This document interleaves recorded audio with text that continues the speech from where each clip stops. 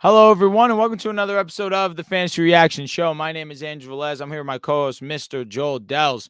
We're doing things a little bit differently. Usually, we come here and we record our start and sit episodes after Thursday night football. But from here on out, we're deciding to do things where we go ahead and we pre-record this episode, so that way it's a little bit more refined, so that way we can give you better fantasy football content. And it's not so much about the game, more so it is about the fantasy football aspect of things. Mr. Dells, how are you doing tonight, sir?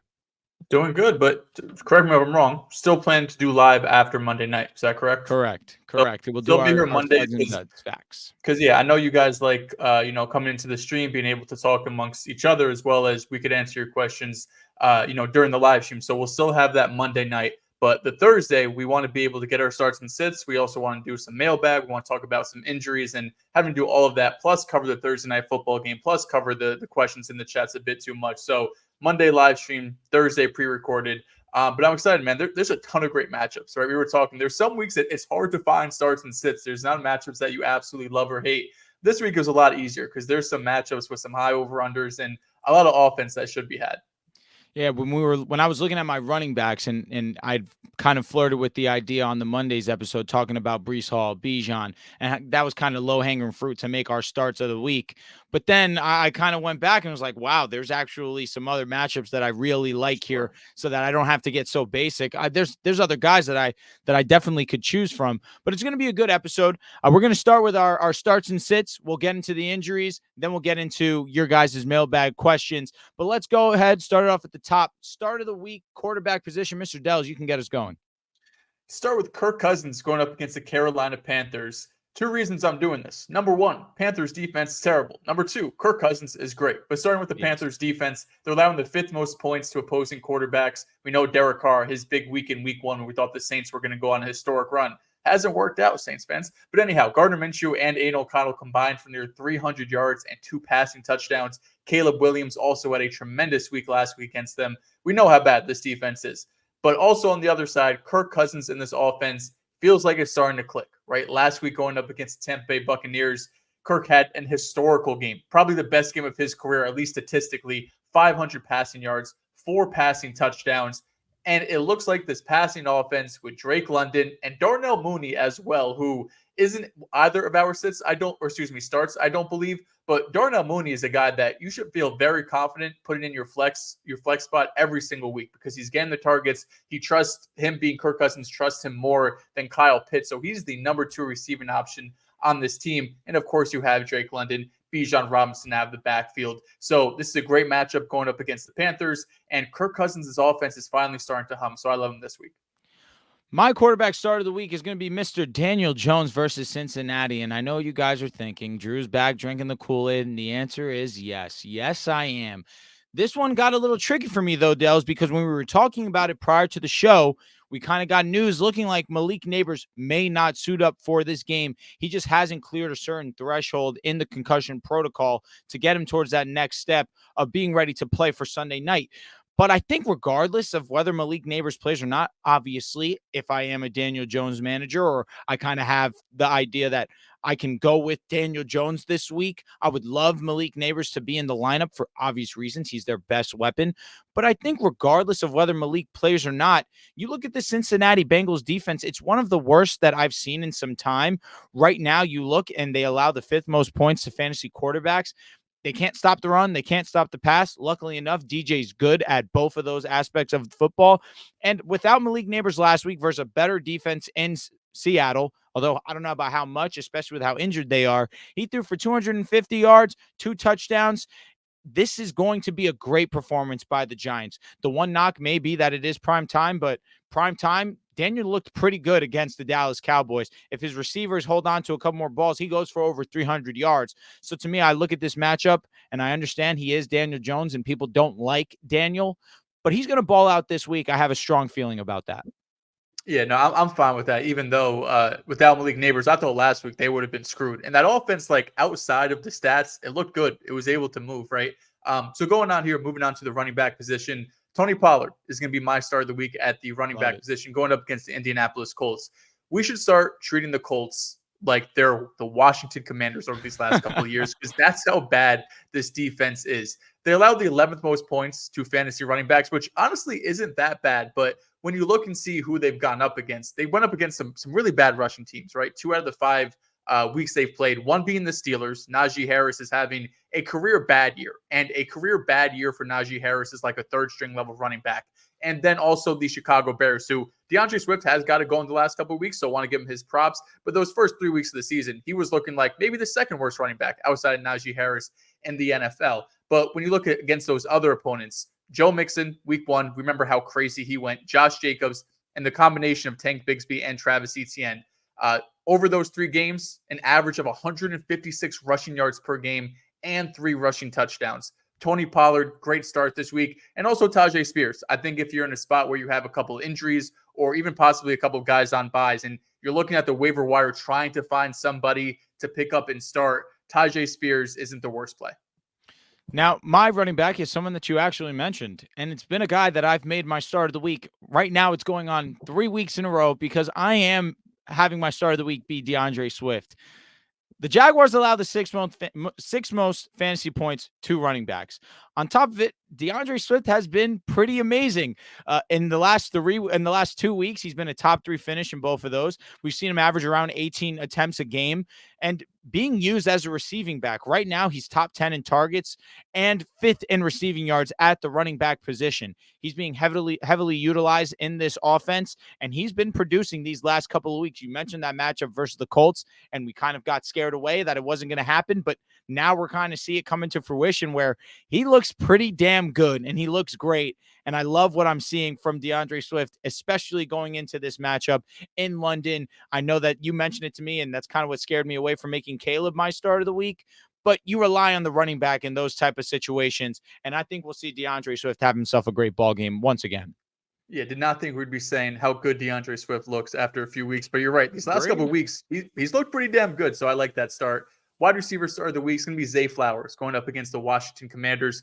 I want everyone in this game. Lamar, Jaden, Zay, T, Jamar, Chase, like everybody, even maybe Mark Andrews. If I'm that desperate, maybe even Mark Andrews could get a possible start. But both of these teams, this is the second highest over-under of the week.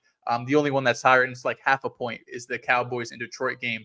Both ththese teams, bottom 10 in EPA per play. To talk about Zay, though, just a little bit, he's been a bit up and down this season, right? When you go and look at his game log, it's been a little bit of red, a little bit of green. But more than anything, it's been because of the game flow, right? When you look at week 1 against Kansas City, only had 8 fantasy points. And that was probably the only game this year where it's kind of been like somewhat normal, where it's not this crazy high scoring game or they're not blowing somebody out. But even when he scored only 8 fantasy points, he still saw 10 targets, which led the team.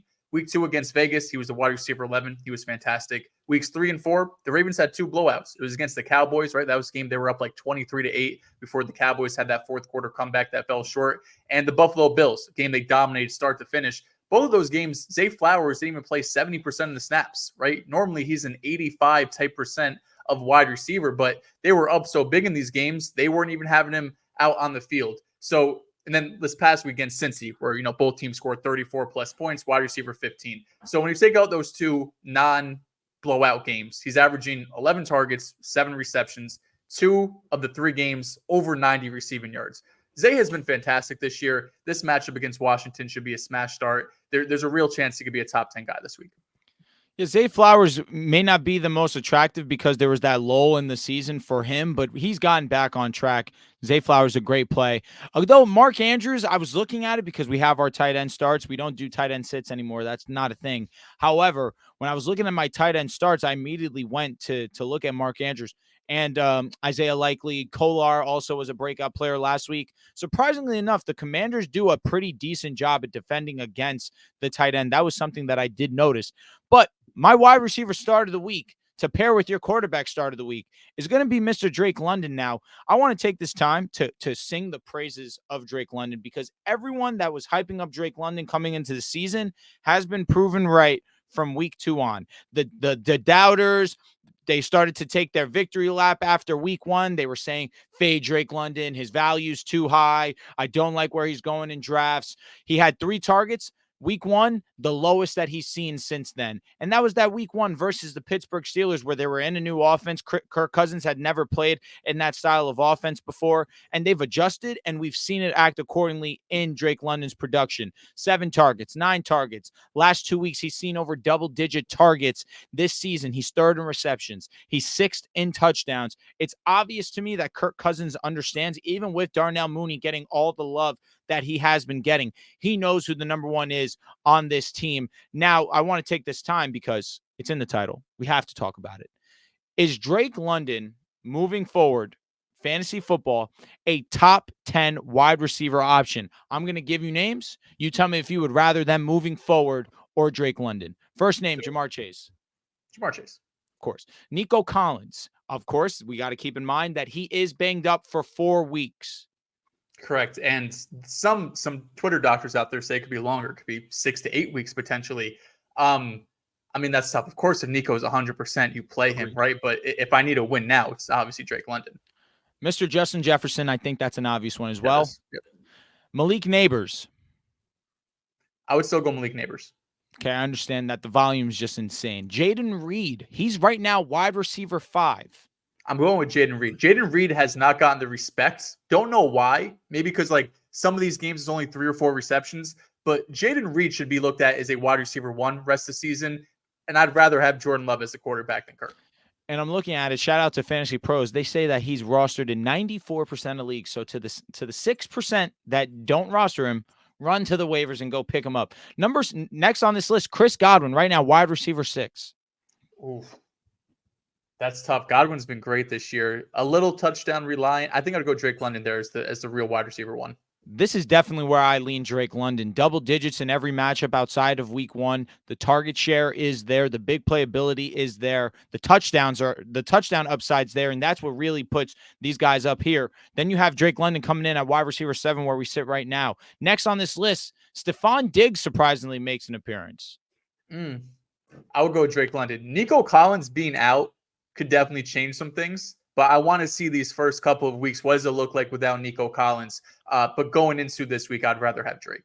What about Mike Evans? It's tough. I'd go Mike Evans. He's touchdown machine. He could go for 100 yards any given week. Baker's looked phenomenal. I respect that. I would lean Drake London still in this situation. I say that because it's obvious Drake London is the best receiver on his team.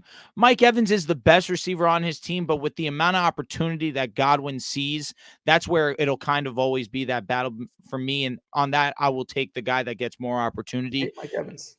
Yeah, I get me. I do in a way. I don't hate him. I just, for whatever reason, I favor other guys, and that's on me. That's a me thing. DK Metcalf. DK is a stud. DK is a stud, but I fear the inconsistencies of whether this offense is going to be run reliant, if it's going to be one of those where DK just doesn't have to do that much, and you see it be a JSN, Tyler Lockett type of situation, similar to how we saw versus the Giants, where the Giants simply just took him out of the game. And although it wasn't the best of performances for Seattle regardless, DK Metcalf was really a no-show in that game. Yeah, but it's really just, so we're talking about this game against the Giants and then the game against Pat Surtain. Other than that, this dude's putting up 29, 23, 12 fantasy points. I get it. Drake London's a stud in his own right, but I almost just look at it like I think DK is the better player, and I think I trust Seattle's offense more too. I don't know if I trust their offense a little bit more just for the aspect of fantasy where we know that there's a lot of talent on this Falcons team. But Kirk Cousins, one thing about him, he's going to go out there and he's going to air that ball out. Geno, he airs it out too, but I feel like we've seen him be a lot more smart and meticulous with his play, taking what's open, not trying to do too much. And obviously we still see DK perform well. But in this matchup that we're going to watch in a couple of minutes, going versus San Francisco, I told you I was contemplating sitting DK. I have a lot of talent on my team. That's a different conversation.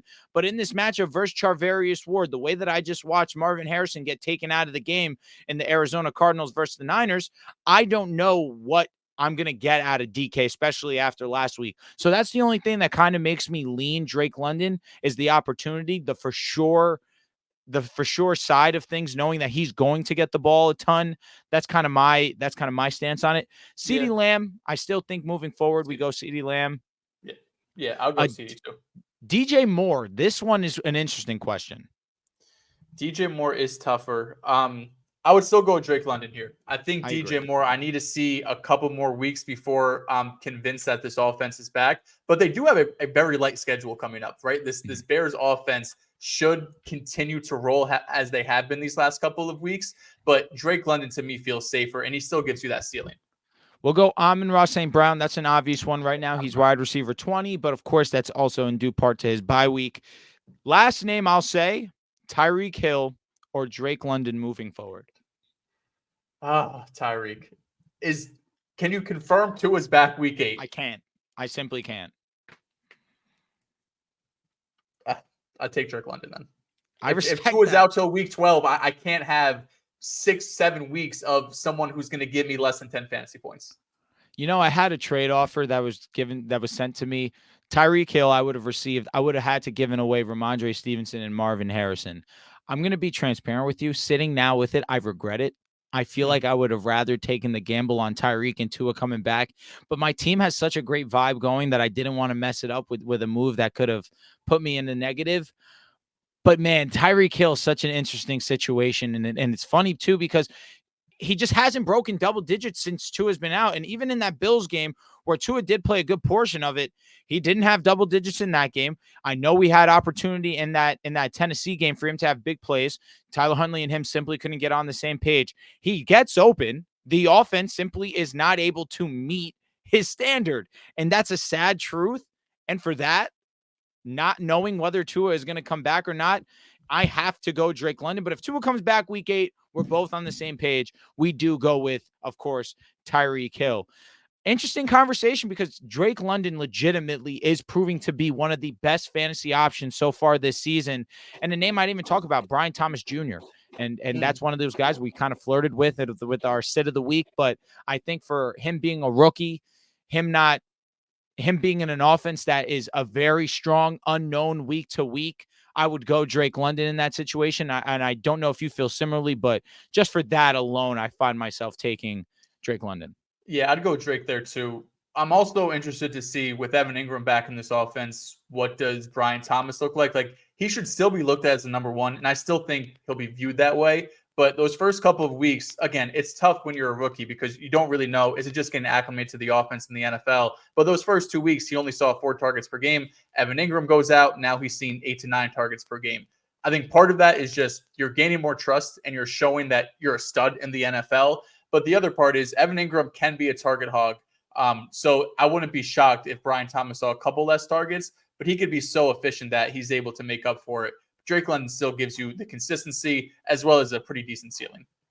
Go ahead, get us into our tight end start of the week, Mr. Dels. Tight end start of the week. Not a lot I loved. Loved your start. Absolutely loved your start. But outside of, I'm just thinking of guys possibly on a waiver wire right now, right? Because like you're starting George Kittle tonight. You're starting Brock Bowers. Like all of these dudes, there's like 5 or 6 dudes you know who you're going to start. Jake Ferguson, Zach Ertz, possibly on a waiver wire. Someone I wouldn't be mad starting. Again, I'm just looking for a matchup that's going to be high scoring going against the Baltimore Ravens. Had Zay on the other side.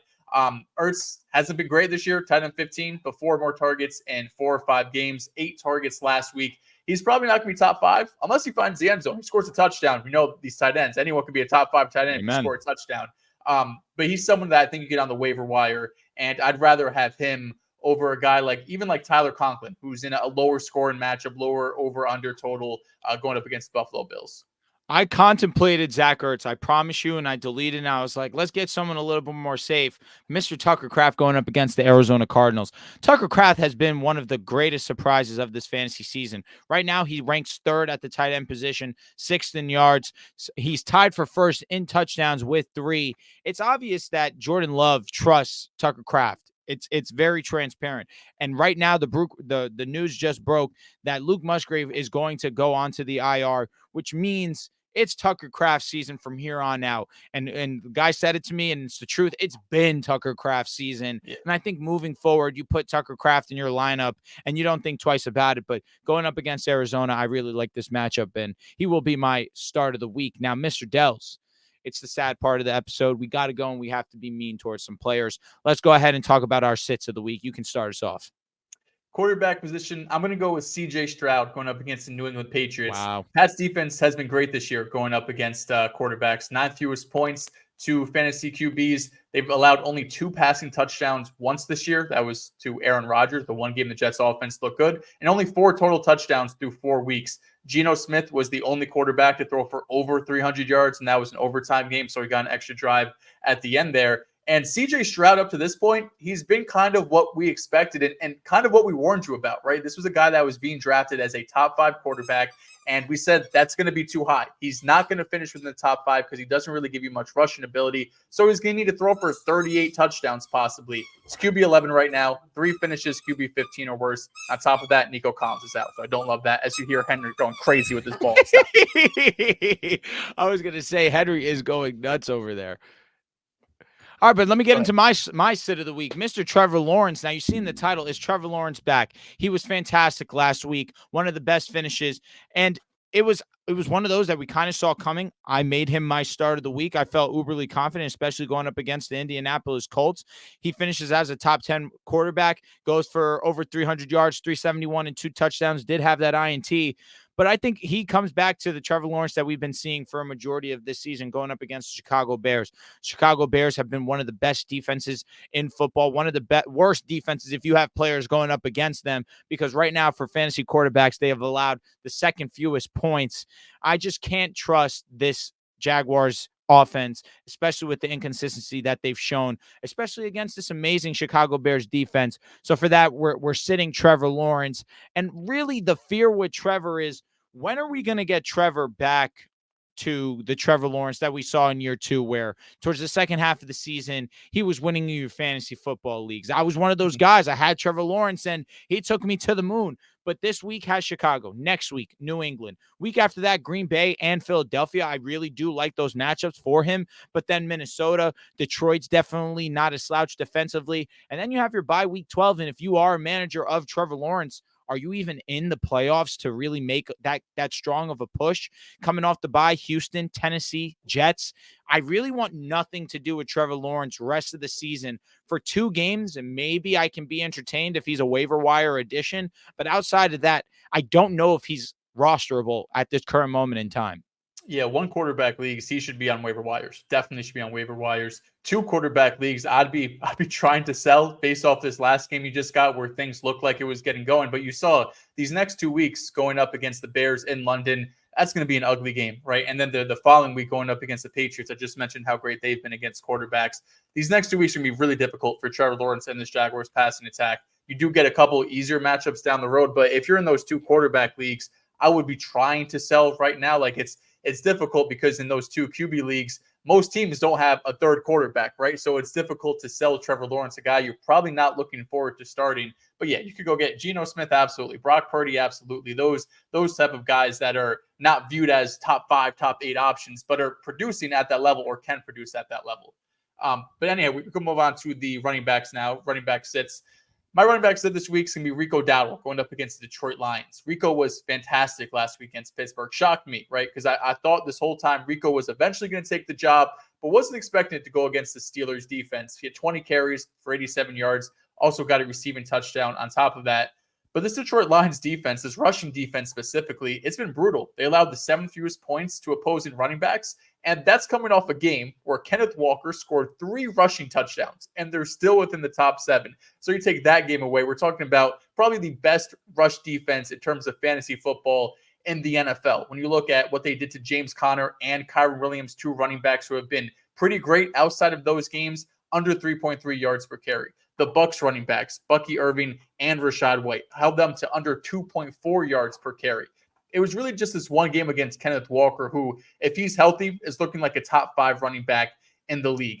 Part of the reason why Detroit's rushing defense is so good, which it's good in its own right because of the personnel, but it's also really easy to throw against them. The Lions are bottom 5 in dropback success rate. They allow the 6th most passing yards per game. So I think Dallas, number one, they want to throw the football, right? They're going to have more success throwing to Jake Ferguson, Tolbert, and of course, CeeDee Lamb than they will running the ball with Rico Dowdle this week. My running back sit of the week is going to be my guy, Ramondre Stevenson. Now, this one hurts me because you guys know I'm a fan of Ramondre, but this past week he goes and was allegedly a sit They weren't starting him. They were going to start Antonio Gibson because of his fumbling problem. But then he goes out there against Miami, 12 carries, 89 yards, and a touchdown. He finishes as your running back 4 because that's, of course, how things go in the National Football League. But going up against Houston, they've been one of the better rush defenses in football. And that defensive line really wreaks havoc on opposing offensive lines, but especially this Patriots offensive line that gets zero push, one of the worst in run block win rates, one of the worst in pass block win rates. They're 31st, I believe, in pass block win rate. They right now rank 24th in terms of points allowed to fantasy running backs. They are extremely stingy when it comes to running backs. So with that, Ramondre Stevenson, who has struggled the last 2 of the 3 weeks against the Jets, game script was completely in the Jets' favor, completely took him out. And then in San Francisco, didn't have a bad showing because he did have 4 receptions, and especially in PPR leagues, 8.2 fantasy point. Not an ideal play, but going up against Houston, it's not a matchup I love, especially with rookie Drake May stepping in. Maybe we see a little bit of a change, but I'm not willing to take that gamble this week. Moving on to wide receiver, I wanted to make it Brian Thomas, but I didn't have the courage to do it. Brian Thomas, these last couple of weeks, when a rookie wide receiver shows he's a stud, I'm just going to believe him. But it is a really tough matchup. Instead, I'm going to go with Christian Kirk, who's been really great these last couple of weeks, right? He started off a bit slow, but Evan Ingram goes out, and all of a sudden Christian Kirk starts to cook. Evan Ingram is expected to play in this game, so I think just the overall targets that he's going to get is going to be a bit reduced, but also this Bears defense. We've been talking all year long, even entering the year, how great it is. They allow the 6th fewest points to opposing wide receivers, and partially is because Jalen Johnson is just a dog, and he'll be matched up against Brian Thomas.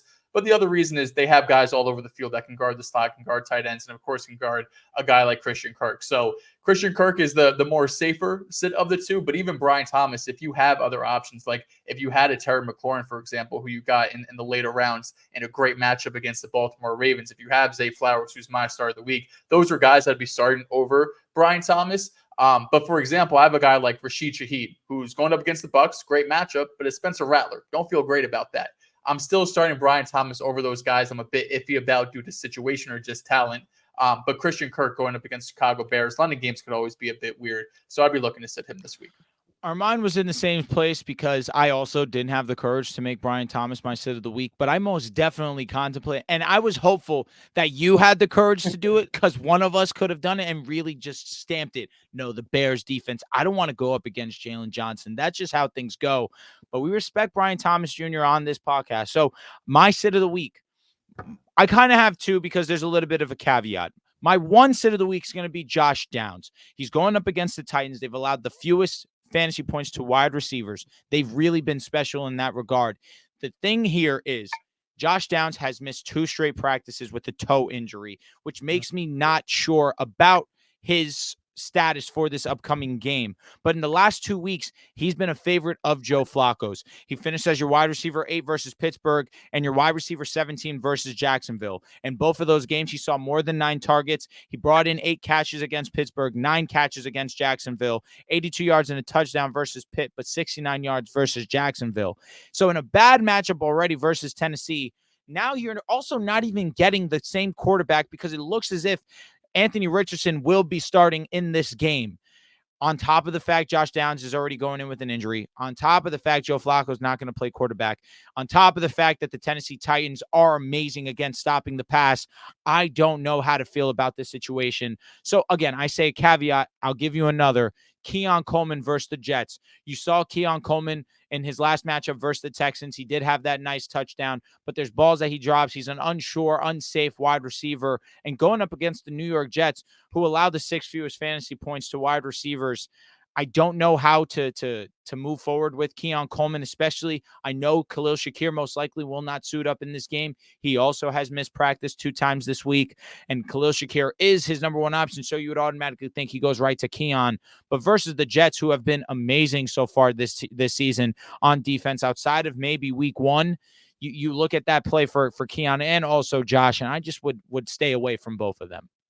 Yeah, that just shows how terrible this Buffalo passing attack is because Khalil Shakir is out, and we still don't want to start Keon Coleman, and neither of us wanted to touch Dalton Kincaid in start of the week. We're not looking Curtis Samuel's way. And James Cook, on top of that, also hasn't practiced these last couple of days, so he looks very questionable to play in this game as well. So this is going to be a really banged up Bills offense going into this Jets matchup. Say a prayer for my brother James Cook. I can't believe that this happened to him. It's looking like it could be turf toe, which could hold him out for a couple of games if that's really the case.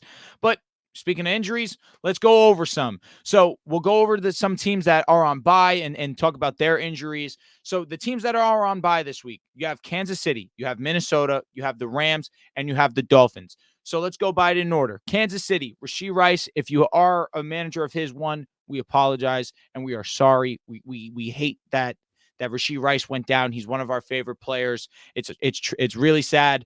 But of course, you should not be rostering him. You should not use a spot on him. Go ahead and use that spot on somebody else. Isaiah Pacheco is another one. Isaiah Pacheco, it's looking as if it's a projected return around week 12. If you're one of those teams that have a great record and are willing to take the risk in waiting on Isaiah Pacheco, maybe you're one of those that can go and target, but you have some time before you can even think about that. Next, Minnesota. Aaron Jones went down with a hip pointer. I don't know where it's looking like right now. I'm getting reports saying it's around roughly 2 to 3 weeks. So he has this bye week to rest up 1 week. So then you're looking at maybe potential 1 week, 2 week after that he could miss time. If you are an Aaron Jones manager, Joel, I think you and I agree. We should go ahead and target Ty Chandler. Yeah, absolutely. Ty Chandler is going to be the workhorse. I just worry how good is Ty Chandler, because the Jets last week is a matchup you're looking to exploit. They've been terrible against opposing running backs, and he looked terrible. Like outside of the fumble, which was obvious, he just had no explosiveness, no quickness, no shiftiness, which is kind of weird because the end of last year, I mean, he was going up against Alexander Madison, right? Those are the two that are battling. So maybe it's just different when you see Aaron Jones and then it's Ty Chandler. But the end of last year, I thought he had some juice to him. Yeah. But of course, running backs are really scarce. So if you have the ability, especially because they're on bye, Ty Chandler is probably someone that's sitting on a waiver wire because his projection is going to be 0. So it's not like the top of the screen or anything. But if you need a running back, he's someone that's I will be willing to stash. And then also, if you do have IR spots and you have a guy like Rashee Rice, for example, don't keep him on IR. Just drop him. Like, he's not going to play this year. So you could either pick up another guy who's injured right now, who's labeled as out, put him in his IR. When you have these guys that are done for the season, makes no sense keeping that IR slot when you could use other players on your bench who are labeled out. So moving on to the Rams, we have the obvious Cooper Kupp, high ankle sprain. It's looking like he's going to return around week 7, week 8. So if you are one of those that have Cooper Kupp, congratulations, you're finally going to get your boy back. But also, I'd be one of those guys that I'd be interested in trading for Cooper Kupp. You saw the volume of targets that he was getting while he was on the field. To me, this is a no-brainer. Cooper Kupp with Matthew Stafford is a match made in heaven. On that same breath, Puka Nacua with the PCL injury, it's looking like he could return around the same week as Cooper Kupp, around week 8, week 9. This is one that I would also target because Puka Nacua is an amazing wide receiver. But if you can, don't try and spend top dollar to go and get him, because usually, or I'm assuming if that manager has Puka Nacua, their team probably isn't good. Mm-hmm. Yeah, same thing with Cooper Kupp, right? If you lost Cooper Kupp, that's going to be a pretty brutal. But even listen, both these guys are so injury prone that I don't even know if I'm really paying median dollar, right? Like, I have Cooper Kupp in one league. If I got offered Brian Thomas, for example, yeah, absolutely, right? There's still a concern, even with both of these guys, just because of their injury history, right? Puka in the NFL has been fine, but in college, a plethora of injuries. Cooper Kupp, we know how extensive his injury history is. So it's good that they were super cautious with Cooper Kupp more than anything, because it was just a high ankle sprain. Sometimes you see guys try to rush that back. So on one hand, I'm thankful that they're taking, 5, almost 6 weeks for Cooper Kupp. But on the other hand, we don't really know what he's going to look like when he comes back. And of course, the re-injury risk with that guy, right? You have another, you twist your ankle or something. You don't know if he could be out for the rest of the season, especially with the Rams right now, right? They're not looking great. They only have 1 win, 2 wins, right? Yep. They 1-4 right now. Two, I believe. So they beat they have 2, I'm pretty sure. So yeah, if you go towards the end of the season, you're in the playoffs, and they don't need to rush Cooper, or they're not in the playoffs, not in the hunt. They don't have to rush either of these guys back. Yeah, you're 100% right. They do only have 1 win. It was the win versus San Francisco that they pulled out of their ass, which was pretty lit. Let's move on to the Dolphins. Obviously, Tua Tagovailoa. The update was potentially week 8. That's best case scenario, in my opinion. If Tua comes back for week 8, we look at every single player on the Dolphins, and they immediately get their normal boost that we were coming into the season with. One of those players is Devon Achane, who did have a concussion against the New England Patriots. This is his first concussion. He does have a bye week. So, which means that he can be set up in position to play in week 7. The issue becomes for me, I've seen Malik Neighbors and Devonta Smith both have concussions. Devonta Smith missed the game, did have the luxury of having a bye week, is most likely going to return this week. But for Malik Neighbors, he has his concussion. He missed last week. It's looking as if he's going to miss again versus Cincinnati. So this is something to monitor. Maybe he misses one game of scheduled time. So that's kind of where my head's at. But still, Devon Achane, he's one of those guys that maybe you could buy as low as humanly possible when he has the concussion. No Tua in a lineup, but if Tua comes back, Devon Achane becomes one of my favorite plays this season. Yeah, and it's hard to remember how many looks he was getting earlier in the season. He was the workhorse for this team. He just oddly enough wasn't being efficient, right? Like last year he was the most efficient running back in NFL history. This year he's getting all the work, but not nearly as efficient. Honestly, one of the least efficient running backs in football on a per touch basis. So of course, if HN has any availability, I'd still be looking because I think he's the best running back on that team. But it's a good point. It's a chance to buy low on a buy with an injury in the quarterback situation. So an obvious one, you guys all know the news about Nico Collins. He does have his hamstring injury. He is being put onto the IR. It's pretty brutal to have this happen to him, especially with the season that he was having. He was on pace for 2,000 yards. He's the number 1 receiver in fantasy football, or number 2 fantasy receiver right now. I'm blanking on who is at the top Ja'Marr spot was right one, now. but It Nico is Ja'Marr. went out early in that game. He had 80 yards in the first quarter, so he could have easily been one. So that's a brutal one to me. I still think you just keep him on your IR and you wait. I'm sure if you have Nico Collins, you are one of the better teams. I know in our league, the number 1 spot is a team that did have Nico Collins, and so he's set up pretty nicely to wait for his return. But of course, not ideal. Stephon Diggs is one of those that I would look to go and get, because even with Nico Collins, Stephon Diggs was great. Sneaky, you could probably get Tank Dell for a low price. I know that Nico Collins out obviously uplifts Tank Dell's value, but he hasn't done anything to warrant one of those managers really trying to get an arm and a leg from you. So if you can, of the two, the cheaper most definitely would be Tank Dell. Yeah, and the only scary thing is if Tank Dell goes out there on Sunday, he gives you nothing or gives you 3 for 45. Now we're sitting here like, holy shit. Like, this is a guy that's probably not even worth having on your roster. Again, tough matchup against New England. In the following games, they have a couple easier matchups, but it really feels like a make or break week for Tank Dell. Next, Zach Moss. He does have the high ankle sprain. This is one of those that could hold him out for around 2, maybe even 3 weeks. We know that high ankle sprains tend to put players on the IR. Don't know if it'll go that far with Zach Moss, but this means one thing to me and one thing only: Chase Brown season. Chase Brown has been your running back 3 over the last couple of weeks. He's been a stud. He gets into the end zone, especially in this high-powered offense that Cincinnati has been putting forward. Chase Brown has been a huge beneficiary of that. And on top of it, Chase Brown is actually a really good football player, super efficient with his touches, has the upside as a pass catcher too. I think that Chase Brown is an obvious target if you weren't lucky enough to get him on waivers. Yeah, absolutely. I think after last week, he was probably gone, but if there's any way, definitely. But yeah, I mean, he was already, it's weird because these last couple of weeks, he's still sitting around like 35 to 40% of snaps, but he's getting like 15 to 17 touches. So when he's on the field, he gets the ball. But with Zach Moss out, he should look more towards like 60-ish% of snaps. So only naturally you think he gets maybe 20 to 25 touches. And this Bengals rushing offense has been great. Zach Moss and Chase Brown eating up all of those looks. He's going to be a guy that's probably week to week a must start. All right, so let's just go through a couple of these relatively quick. We have Josh Allen. He did have the concussion, also picked up an ankle injury. I think that he'll be fine. He will play against the Jets. Aaron Rodgers, he does have the ankle and the hamstring. He was limited in practice. I think he will give it a go. We talked about Malik Neighbors. It's looking as if he's not going to play this week, but a situation to monitor. If he plays, you start him. You don't even think twice about it. Anthony Richardson has the hip pointer. He's going to return this week. You have Jonathan Taylor. Did not practice today. That's something to keep in mind. I don't believe that he will play this week. You have Rashee Rice, we already spoke about. Isaiah Pacheco, of course. Christian Watson, high ankle sprain. It's looking around week 8, week 9, his return. Christian Watson, you know that he's a touchdown, big play kind of guy. But I believe Jayden Reed, regardless, is going to be that wide receiver 1. You have Christian McCaffrey. This is one of those that's still going to be up in the air. Who knows? Because he does have Achilles tendonitis. Right now, it's being reported week 8 to potentially week 10. And honestly, who knows? I'm not targeting Christian McCaffrey. I really can't feel confident in it just for the fact that we've known his history of injuries. If it's serious, he does not play. That's really what they're trying to do. They're trying to be safe with him for playoff time. And with the way that Jordan Mason's been playing, it's not essential that they get Christian McCaffrey back on the field.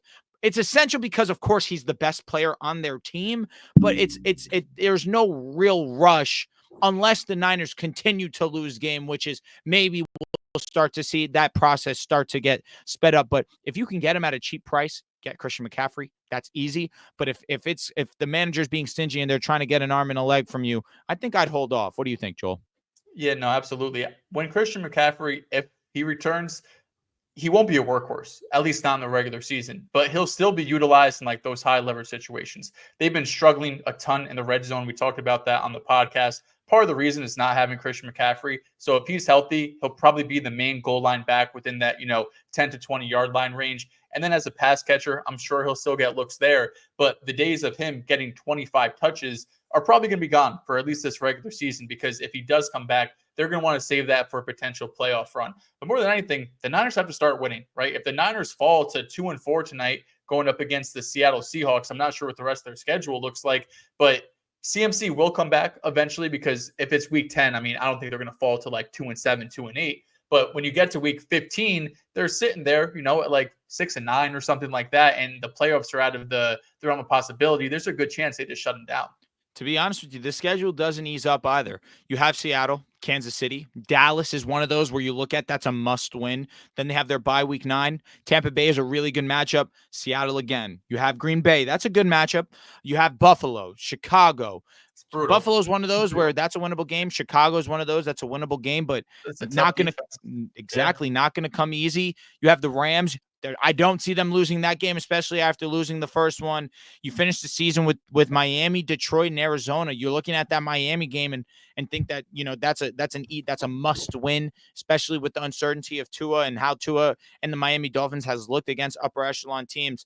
Detroit's a great team, and Arizona you just lost to. So there's really not many easy gimme games left on their schedule. So we may see Christian McCaffrey rush back, but truthfully, you could just be putting him in harm's way, especially with tendonitis, which is something that really doesn't go away. Yeah, no, for sure. Let's move on. A.J. Brown with the hamstring injury. He's going to be back this week. That's huge news. Devonta Smith, concussion. It's looking as if he's going to return this week. You have Devin Singletary with the groin injury. This is one of those that it's been looking as if he's trending in the right direction. But regardless, I would have Tyrone Tracy on my team. He was amazing versus Seattle. Going up against Cincinnati, it's going to be hard for him to be off the field, especially with how great that he looked and how bad Cincinnati's rush defense is. Target Tyrone. You have Jaylen Warren, his knee injury. He's doubtful for this game. I honestly don't know if he's worth a roster spot where we currently stand. You have Joe Mixon. It's looking like he's going to return this week. He practiced today coming off that high ankle injury. And then last one, Evan Ingram. It's looking as if last I saw he was questionable, but it's either he returns this week or the next week. That's going to do it for injuries, Mr. Dells. Do you have anything to comment on that regard? No, I'm most interested to see what happens with Joe Mixon, because he practiced 2 weeks ago, right? 2 Fridays ago, and then sat out, but then didn't return to practice and missed last week. So even though he practiced, I'm not, set in stone that he's going to play. And it might be Dare over Cam Akers as well if you have to start a running back over those two guys. Mr. Dells, do you want to get into mailbag, or would you like me to read them? Yeah, let's do it. So if you want to answer some questions, if you want to ask some questions, I should say, to answer on the show, follow us, Pick a Side on Twitter. We're going to put out questions every Thursday. If you respond to them, we'll answer them. So let me pull up what we got this week, because normally we just do it on the live stream, but this way we could still answer your questions and give you the starts and sits. So first question we have here. This is from OTL Chad. He has 2 starting spots open to injury. Which of these... Who you starting out of the 3? Okay, so we have 3 to pick from. Jameson Williams, Tank Dell, Dontavian Wicks. He wants to pick 2. My apologies. We have 3 names. Pick 2. Jameson Williams, Tank Dell, Dontavian Wicks. I like Tank Dell this week going up against New England, especially not being the primary receiver, which means Christian Gonzalez most likely will not be with Tank Dell. And Tank Dell's always a play away. I'll take Tank Dell in this situation. I really can't get myself to start Dontavian Wicks until he shows me something. I know that he had the 5 receptions, 2 touchdown day on 13 targets, but then he goes ahead and he disappoints wildly versus the Rams. With that, Jameson Williams showed that he's always a play away. So I'll go Jameson Williams and I'll go Tank Dell in this situation.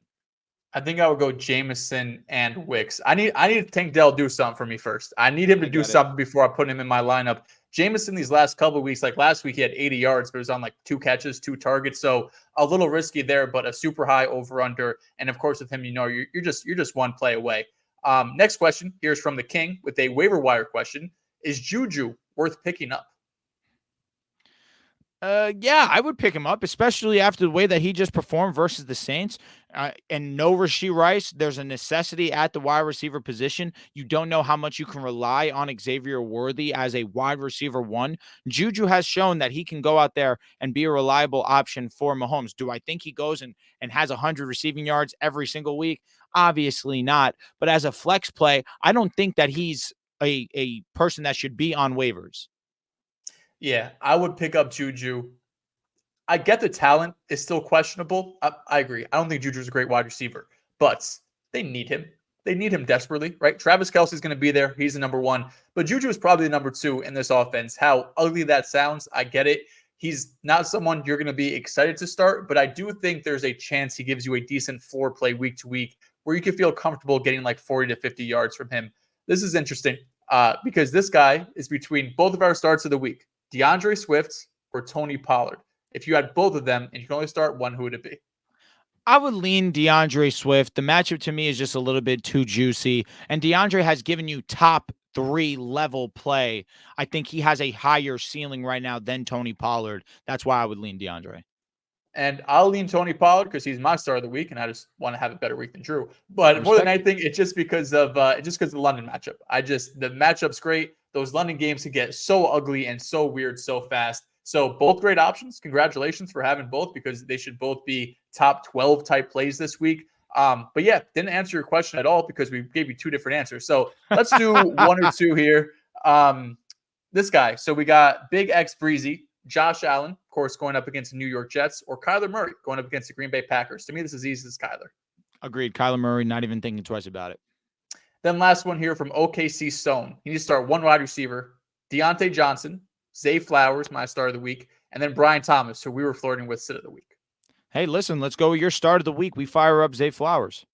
Yeah, I'm with that. Zay's a great matchup. Deontay's still solid too. You should still see a ton of targets going up against the Falcons, but Zay in that high over under should be a beautiful, beautiful start this week. You really can't go wrong with Deontay or Zay, truthfully. Deontay's going to get the targets. He's going to have the opportunity. It seems like every week he's a ball hair away from another touchdown. And obviously that's the difference between being a top 30 wide receiver and being a top 10 wide receiver on the week.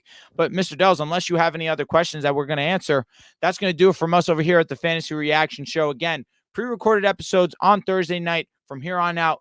But we're never going to forget about that Monday night show. We're going to go live after that Monday night game. Simply too much fun. And we like to have our conversations with you guys in that live chat.